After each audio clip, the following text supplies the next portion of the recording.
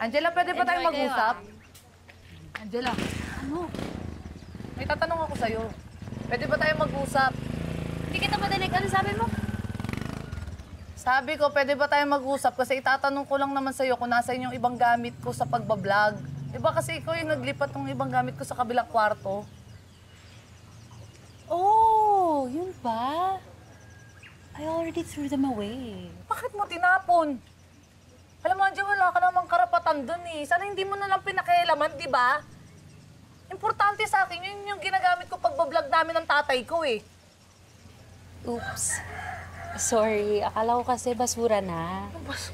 I didn't think kasi na magagamit mo pa eh.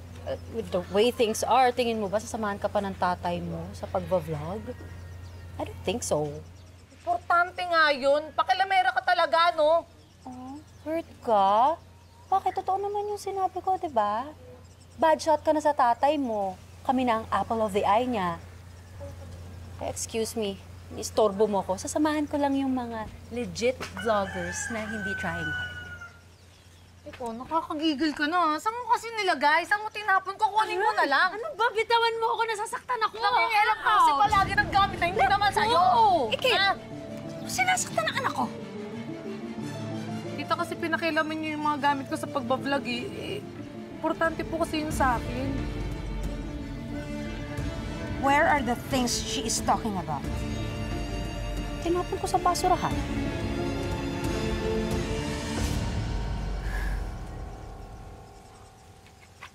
Saan niyo po ako dadalhin, tita?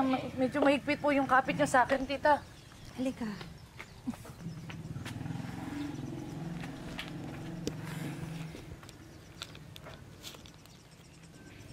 Iwan niyo muna kami sandali. Bakit niyo po pinalis yung babaeng nagtitinda? Kakain po ba tayo? Nasasaktan mo ako! Aray ko, nasasaktan mo ako eh. Sa tingin mo, may pake ako, ha? Ha? Sa susunod na saktan mo ang anak ko, masigit pa dyan ang gagawin ko sa'yo! Grabe ka naman! Alam mo, pikon na ako sa inyo, ha? Simula nang dumating kayo dito, wala na kayong ibang gawin sa akin kundi imbiernahin ako. Ay, Gia! Hindi na kayo titigil? Ikaw, isa ka pa? Oh my God! Stop it! Gia! Gia! Tumigil ka na! Matagal na ako nagtitimpi sa'yo, ha? But now, hindi na pwede yung pagmamalpita mo sa anak ko! Kaya naman pala ganyan yung ugali ng anak mo. Kasi ganyan huding kayo. Plastic! Susumbong ko kayo kay tatay. Sumbong kita. Kahit magsumbong ka, wala nang magagawa yun dahil kasal na kami ng tatay mo. Alam mo, nagsisisi ako. Nagsisisi ho ako dahil pinakiusapan pa kita na balikan yung tatay ko. Sana tuluyan na lang pala kayo naghiwalay, no? So ano, may utang na loob pa ako sa'yo ngayon? Kapag?